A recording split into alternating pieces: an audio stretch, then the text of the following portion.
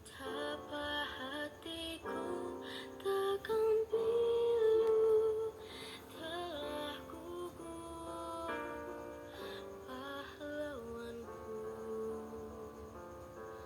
Betapa hatiku takkan sedih hamba ditinggal sendiri. Siapakah kini libur lara nan setia dan perwira? Siapakah kini pahlawan hati pembela bangsa sejati? Telah gugur pahlawanku, tunai sudah janji bakti. Gugur satu, tumbuh seribu, tanah air jaya sakti.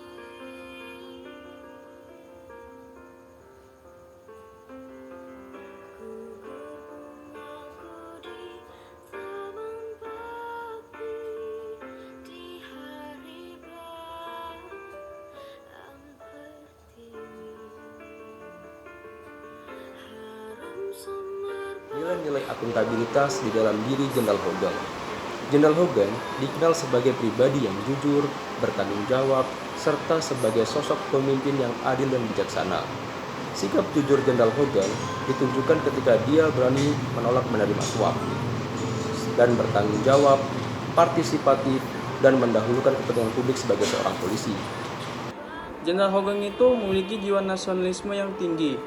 Jenderal Hogan rela melakukan apapun demi kepentingan dan keadilan negara. Dikenal sebagai polisi yang jujur dan disiplin. Jenderal Hogan tidak mempan disuap baginya. Lebih baik hidup meralat daripada menerima suap atau korupsi. Prinsip-prinsip hidup itu ia tiru dari mantan Wakil Presiden Muhammad Hatta. Dalam menjalani kesehariannya di kantor, Hogan merupakan sosok yang disiplin. Dia selalu tiba di Mabes Polri sebelum pukul 7. Bahkan sebelum sampai ke kantor, dia menyempatkan diri dulu untuk memantau situasi lalu lintas dan kesiapsiagaan aparat kepolisian di jalan. Dan yang terakhir, Jenderal Hogan ini berani membongkar kasus korupsi temannya sendiri demi kepentingan negara. Jenderal Hogan memiliki kedekatan dengan masyarakat dan terbuka dengan pers. Selain itu, Jenderal Hogan juga mampu merubah mindset masyarakat di mana sosok polisi biasanya sangar, namun beliau bisa merubahnya menjadi sosok polisi yang ramah dengan masyarakat dengan bernyanyi bersama grup band The Hawaiian Senior.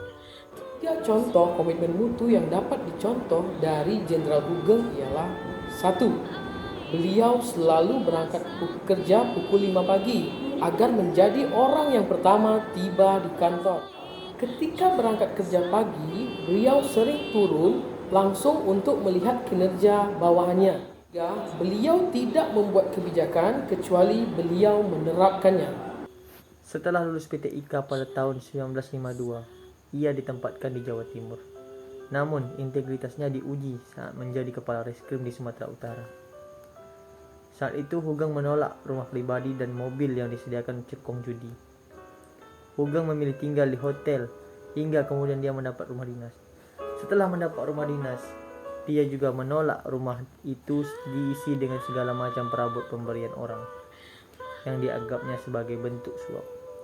Saat pemberi perabot itu tidak mau menerima pengembalian barang itu, Hogan tetap mengeluarkannya dari rumah dinas dan menaruhnya di pinggir jalan. Itulah salah satu contoh anti korupsi yang bisa kita ambil dari Hogan.